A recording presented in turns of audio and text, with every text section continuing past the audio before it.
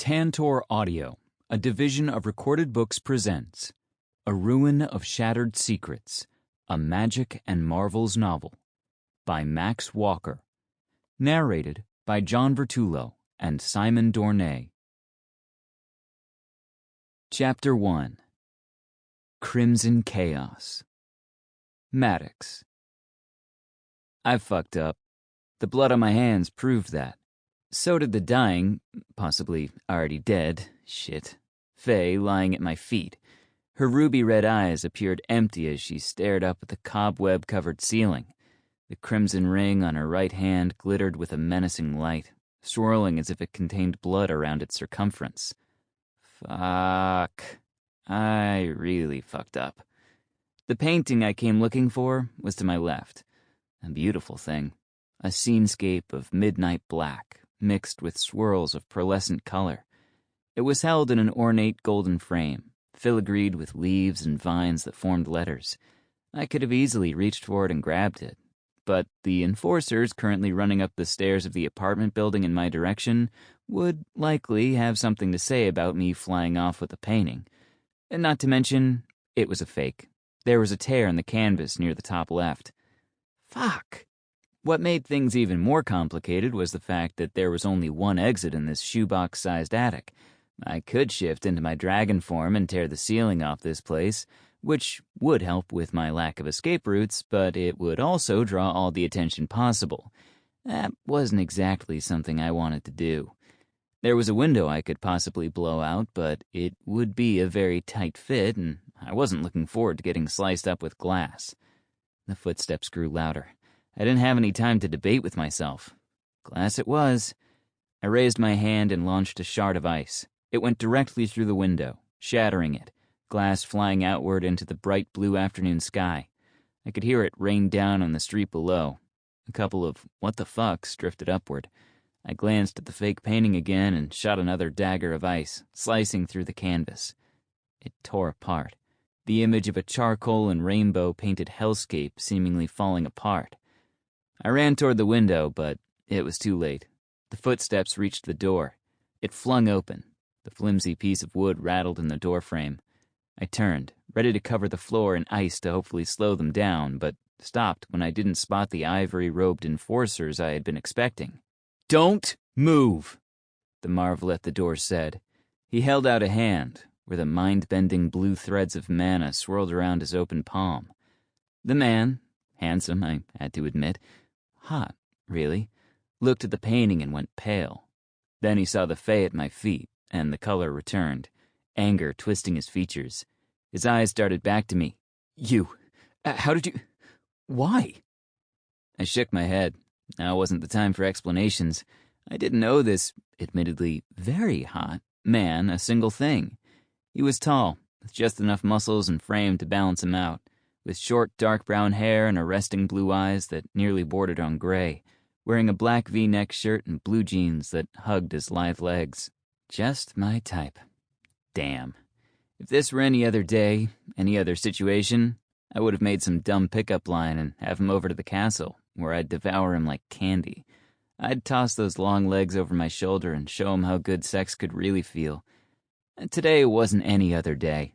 I raised my hand and shot another icicle, this time aiming for the light directly above the man's handsome head. I hit the bulb and got the man scrambling. I turned and went for my grand escape through the tiny-ass window when this messy situation turned into a shitstorm. Neither of us had realized that the sound of footsteps had returned, not until the door swung open again and revealed two figures cloaked in ruby red. They dropped their hoods and revealed sinister smiles, their beady gazes locked on me. It wasn't their eyes that people noticed first, though. It was the perfect ring of still-searing flesh on their foreheads, enchanted to look as though they had just held the burning brand against their forehead minutes ago, even though those marks had likely been made long, long before, after they had graduated from initiates to full-blown cult members. The Crimson Ring. "Maddox Blackthorne," one of them said, pulling two long blades out from under her robe, their hilts the same blood red as the burning circle on her forehead. Neither of them paid any attention to the marvel, who had his back pressed against the wall. I kept a sliver of my attention on him, not because he was a threat, but because he looked so damn threatened. The cocky and ready-to-fight air he had put on earlier seemed to evaporate the moment the cultists walked through the door. "It appears we're after the same thing here. Why don't we work together?" This was all news to me. I was after these paintings for my own reasons that had nothing to do with a cult hell-bent on bringing back the Chaos King. "I'd rather not," I said, and without a second thought, I shot 2, 3, 4 icicles at the large red targets. Each icicle was intercepted and sliced in half by the swords. The second cultist raised his hands and launched a lance-shaped weave of red mana, aimed directly at my heart. I dropped into a roll and heard it smash against the wall, disappearing as it left behind a fist-sized hole that looked directly out to the sky. That's when the other marvel seemed to shake himself out of his fear. He shouted for the cultist's attention and whipped his arm up and outward. Silky sky-blue mana wound itself around both of the cultists' heads before disappearing. They suddenly looked around the room as if in shock, blinking, rubbing at their eyes. An illusion spell. Whatever they were seeing wasn't real, and it also wouldn't last very long. I took the opening and shot to my feet, barreling toward the 2 cultists. One of them managed to fight through the illusion and saw me coming at the last minute, dodging a fatal blow from the blades of ice in my hands. The other wasn't so lucky. I plunged the ice directly into the woman's chest, blood coloring the clear blade and soaking through the already red robes. She let out a shrill shout before collapsing forward. I let go of the blade, leaving it impaled in the cultist as she fell to the ground with a dull thump. "Watch out!" The marvel who initially walked in on the scene shouted from behind me. I whipped around to see the remaining cultist whipping 2 thick threads of ruby-red mana. I ducked before one could latch around my neck, but couldn't dodge the one that wrapped around my ankle. A single yank was all it took to knock me down, my back hitting the floor and landing in a slick pool of blood seeping from the dead cultist next to me. Another yank dragged me through the blood toward the cultist with a glimmering red axe in his free hand. I threw 3 shards of ice at him, all 3 being deflected by the axe. An axe that was now in swinging distance of my balls. He lifted it, the red mana around my ankle growing painfully tight, my balls involuntarily sucking themselves back into my body. That's when the marvel decided to be useful again. Instead of using his powers, he simply shouted, "Over here, asshole!" The cultist paused. It was all I needed. I summoned all the force I had and yanked back my leg, the cultist being caught off guard and falling forward, directly into the spear of ice I had conjured in my hands. His eyes opened wide. Blood dripped from his lips, that creepy-as-hell red brand still burning bright and angry as the life slowly seeped out of him. "Thanks," I said to the marvel as I pushed the dead cultist off me. He landed next to his friend, their crimson robes matching the blood on the floor. What the hell is happening here?" The marvel blinked his eyes. "I've got the same question." I glanced at the destroyed painting, then at the dead fae, then back at the marvel. He scratched at the back of his head. His dark brown hair buzzed short. Gave him a kind of military look that I was pretty fond of. "You're the one who killed 3 people." 2, I corrected. "She was already dead when I got here," I said, pointing to the fae. The marvel arched a brow and crossed his arms, covering the front of his black and gray t-shirt. "I'm going to need more than just your word for that." "Unfortunately, that's all you're gonna get." The marvel raised a hand. Cyan blue threads of mana appeared, swirling around his forearm and balling up above his open fist. If he was trying to threaten me, it wasn't working, especially since the mana flickered and disappeared as quickly as he summoned it.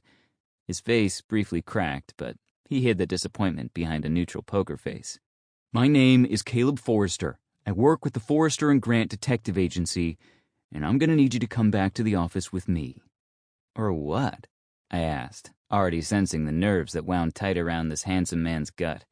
I started to feel like a tiger toying with a mouse. "Or I'll be forced to bring you back against your will." I had to laugh at that. To Caleb's credit, he sounded dead serious. I just took out 2 marvels and barely broke a sweat. "You really want to threaten to kidnap me?" "It's not kidnapping," he said, stumbling slightly over his words. Cute. "It's an interrogation," I clarified for him. "Exactly." Caleb stepped forward. "And you took out both of those cultists with my help." He said the word cultists as if he was fighting back the urge to vomit.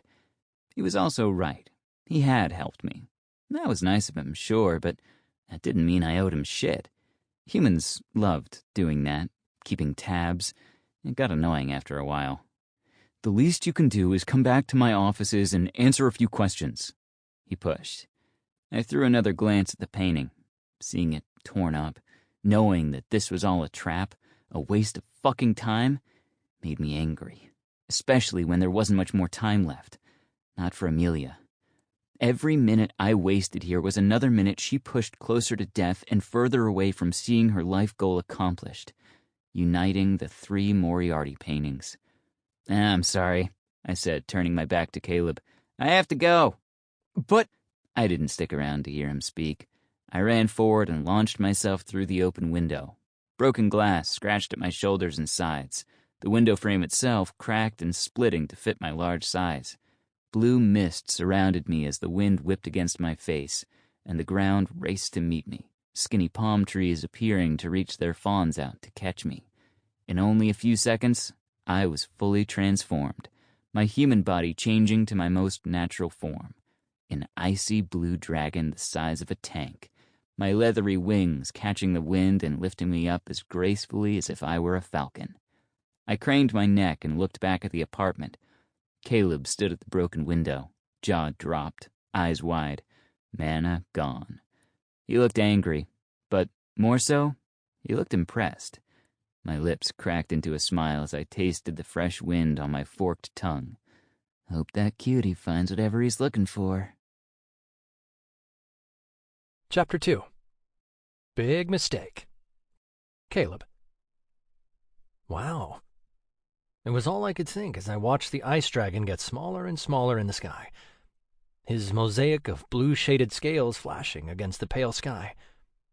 He was massive, with a wide frame and huge wings that somehow managed to keep him flying, and with the grace of something much, much smaller. Agile like a falcon and as powerful as a tank. He had turned back to look at me at one point, revealing a head of menacing horns aimed forward, like that of a bull's.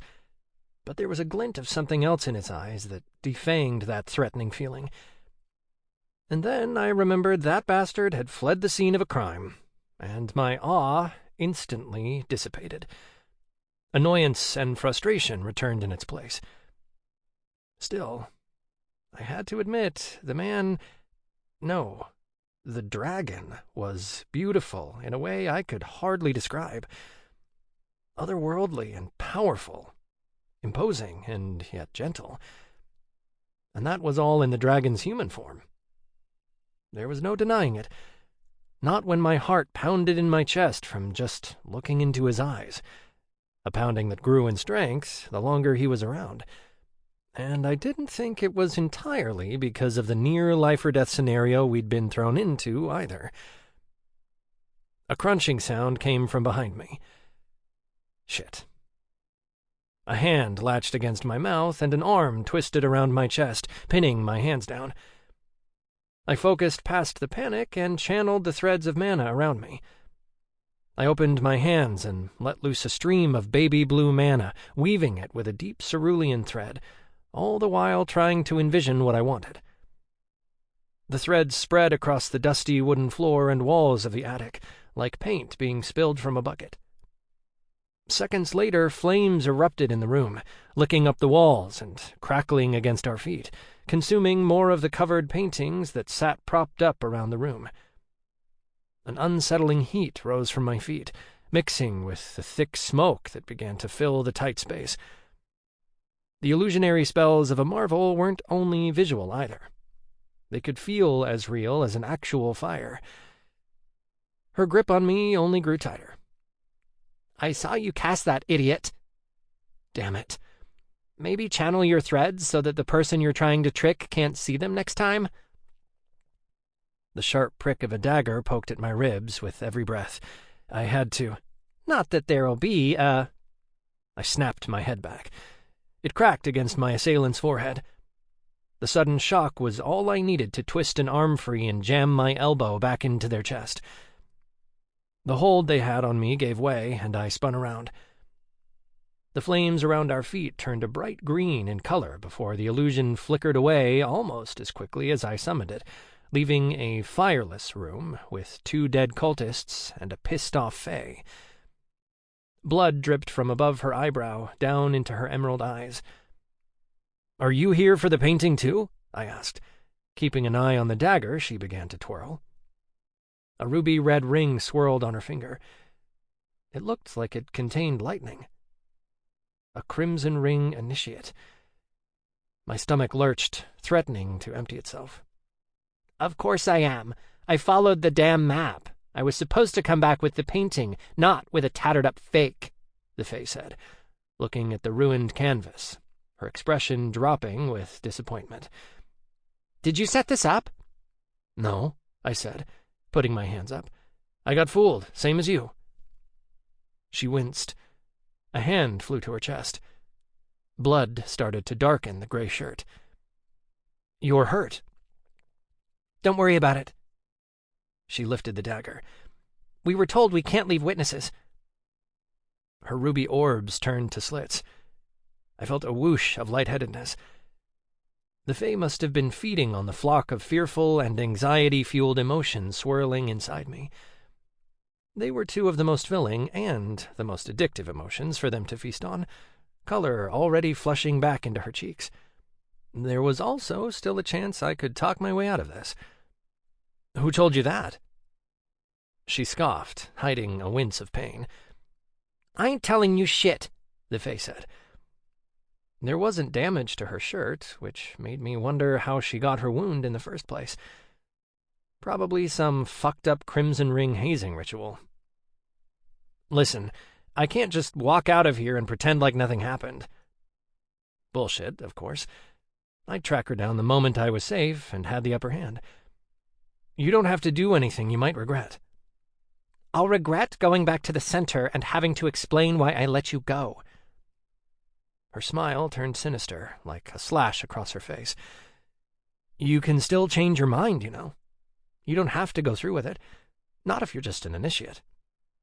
"I want to go through with it, and I want this done." She lifted her hand and launched the dagger through the air. I dropped to the ground as the blade inched across the top of my scalp. It flew out the broken window and left the fae defenseless. This was my chance. I rolled forward and grabbed at the fae's legs. She screeched and kicked at me, landing a hard sneaker against my ribs. But I had the element of surprise, wrapping her bottom half in my arms and knocking her over. She fought for purchase, trying to grab any part of me she could. "Asshole!" She landed a hard elbow to my jaw. Stars exploded across my vision, but I kept my hold on her. Her bright pink and extremely sharp-looking nails got close to scratching at my eyes, but I pulled back just enough to keep my vision intact. I felt them cut at my throat, the sharp sting of skin being ripped off immediately following. "Get off me!" she shouted, spit flying through the air. She continued to thrash. I managed to pin her to the ground, using my knee to hold her legs down and a forearm to press down on her chest. She shifted, and so did my forearm, pushing down on her throat instead. Her shiny green eyes bulged. There were no whites, no pupils, only the crystallized form of the fae's eyes looking up at me, pleading, begging. "Will you let me go?" I asked her one last time. She gave a barely perceptible nod. I eased off her. That's when she launched a knee straight to my nuts. I crunched over in stomach-wrenching agony. The pain was searing hot. Holy shit. It was bad. But I somehow pushed past the throbbing waves of lightning that shot out from my busted balls and got back on my feet. The fae barreled toward me, leaning forward. She was going to throw us both out the same window Maddox flew out of. I sidestepped her and sent a fist directly into her gut. This was enough to throw off her balance, the momentum from her run sending her directly into the wall. She missed falling to her death by inches, instead banging her head hard against an exposed plank of wood. The cultist crumbled to the floor. Hello? She didn't shoot up and stab my neck like I was scared she'd do. She just lay there, knocked out. I shook my head. She had to have been in her early 20s. Likely had a whole set of dreams and hopes she traded away for that hideous ring still swirling on her finger. She had been fed lies, given promises of eternal life and endless power, all in the name of Niazatos. A wave of icy chills crawled down my back. I couldn't help but feel bad for her. Yes, she tried to kill me, and yes, she was part of a group that was determined to bring on the end of the world. But still, I was human.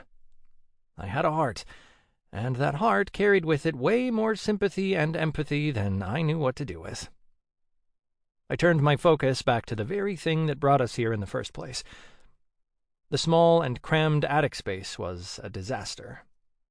There were over 100 dusty paintings placed around the room, without any obvious way to organize or display them. Only one of those paintings really grabbed my attention, though. I walked over to the ruined canvas. The golden frame cracked as it leaned against the broken wall. Wind whipped in through the window. Sounds of the city drifted in. Honks of traffic, screeches from a bus applying the brakes, the different pieces of conversation that managed to carry up to our level. I ignored all of it, focusing in on the portrait. From the large shreds, I could see that it was the painting I'd been looking for. One of the 3 Moriarty paintings seemingly lost to time. I'd picked up on a lead that a recently deceased art collector had one of the paintings locked up in an attic, and, judging by the 3 cultists and 1 missing ice dragon, I could see that I wasn't the only one sent on this lead. But it had been a fake. The real paintings were known to be indestructible, and this one was torn straight down the center. A sound from downstairs made me whip toward the door. It wouldn't take long before someone called the enforcers over whatever chaos they heard upstairs. I was in the right, and everything that happened here was through self-defense, but explaining that would take me much longer than necessary. Besides, just because I didn't do anything sketchy here meant they couldn't find something sketchy I've done recently. I was a private detective with a janky moral compass and a smile that could get me out of the messiest situations I could put myself in.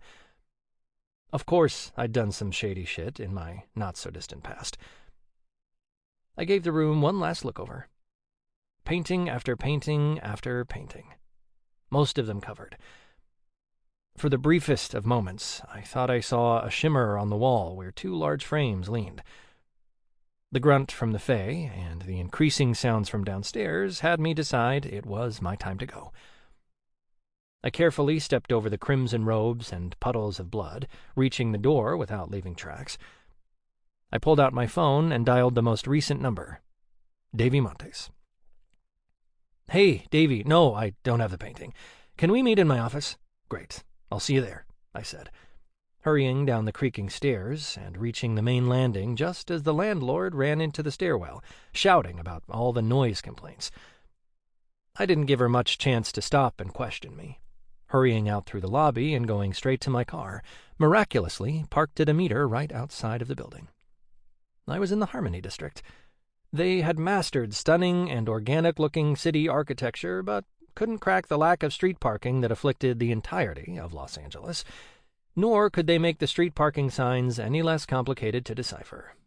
Which, fuck. I snatched the ticket off my windshield and slumped into my driver's seat, pushing the mountain of notes and receipts onto the floor of the passenger side, and dropping the ticket there too. It had been a long day, and it still wasn't even halfway over. I'd deal with all that trash later. As I pulled out of my parking spot, I found myself leaning forward and glancing up at the sky. There was no way the dragon would still be around, but I couldn't lie and say I wasn't hoping he was. If only so I could flip him off for trying to kill me, and then blow him a kiss for trying to save me. Chapter 3. Brotherly Advice. Maddox. My mind spun. What the fuck kind of mess did I just fly myself into? The Crimson Ring? My frost-dusted blue wings flapped through the air, the sprawling city of Los Angeles unraveling underneath me. It was a city full of sex, sin, fame, and now, apparently, cultists who were dedicated to bringing on the end of the world as we knew it. That was their sole mission. Well, at least to those who weren't members. For the actual cultists, they saw their mission as being one of rebirth. They were hell-bent on bringing back Niazados, the Chaos King. He was a sinister culmination of everything terrible and monstrous in this world. A deity that thirsted and fed off needless chaos and endless pain. Under his reign, the skies were permanently red, heavy clouds full of blood that would fall down and create rivers like veins and arteries. And that was just the weather. Forget about the fact that he would have his ravenous shades, beasts with long, arachnid-like limbs and bodies made of inky black shadow, tearing through the streets, pulling mothers and babies from their homes and bringing them back to the torture chambers, where Niazados would feast off the cries until there were none left. A monster, heartless and desperate to kill. Niazados was the one thing that rallied all of humanity, pulling humans and supernaturals together to create the Iron Treaty, a bond of peace that allowed them to work together and bring the Chaos King to an end of his own.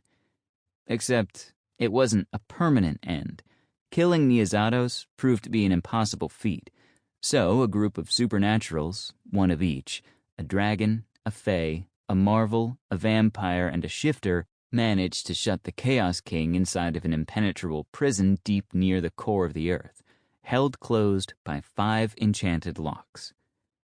That had happened centuries ago, long enough for some to forget the horrors, twisting the memories and stories into something more revelatory. The Crimson Ring was born during that time, creating a cult clouded in the same bloodthirsty misery that their king worshipped. They were so sinister and smart with how they operated that they were able to create a public-facing front for recruitment, simply dubbed Center of Betterment. They opened up various centers around the country, locating them where they would lure in desperate people and give them a desperate option. Join the inner circle and find all your problems solved. They didn't have a central location or a singular leader, instead being spread out across the globe, pulling strings wherever they could in order to get closer to their goal. Just like the locks that held down Niazados, there were 5 rumored heads of the Crimson Ring, but only one known to everyone. Kyler Irons. He was locked up in the California State Prison, guarded around the clock by marvels who could end him with the flick of a hand. I flew through the air, slicing my way through the currents. I had one goal in mind: get to someone who could help talk me through this mess. I had a few really good friends I could call, but there was one person in particular I wanted to chat with. I tipped my wings in the direction of the Pacific Ocean, which glittered like a hand-painted backdrop dusted in diamonds. Surfers rode the curling waves with the same grace I rode the currents, other beachgoers lying out on their colorful beach towels, soaking in the bright rays, shading their eyes and looking up when those rays were obstructed by a dragon-shaped shadow. Some of them sat up, prodding their friends to look up just as I passed over them. Humans, always so awed by the simplest of things. Manticore Beach was ahead of me, its large black rock formations rising up from the pristine white sand, which reflected the bright sun. There were 2 particular rock formations that I knew my brother loved to hang out on, the massive columns coming together to create a private spot only accessible by flying. I flared out my wings and slowed down my descent, giving a few flaps as I landed as gracefully as an 800-pound ice dragon can land. Damien, my brother, and Robbie, his boyfriend, were standing on the far end of the rock formation, giving me space to land and shift back into human form. "Mads, what are you doing here?" Damien asked, arms crossed and brows pushed together in concern. "Sorry, man," I tell him, wondering if I was interrupting something. "Dawn told me this is where I could find you. I would have sent a text, but who knows if those are getting read." "Are you in trouble?" Damien asked. His big brother mode clicked on, concern wrinkling his brow and green eyes narrowing to slits. What is it? You're worrying me. Sample complete. Ready to continue?